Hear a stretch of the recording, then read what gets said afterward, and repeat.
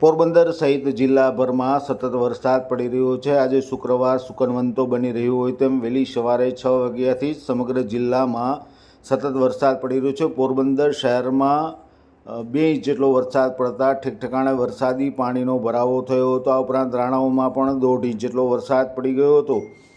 બરડા પંથકની જો વાત કરીએ તો ભેટકડી, ચિંગડા, અડવાણા સહિતના જે બરડા પંથકના ગામો છે ત્યાં 3 ઇંચ જેટલો ધોધમાર વરસાદ પડતા વાડી ખેતરો સરોવરમાં ફેરવાયા હતા। ઉપરાંત ભેટકડીથી અડવાણા તરફ જતો રસ્તો પણ વરસાદી પાણી ફરી વળવાને કારણે બંધ થઈ ગયો હતો।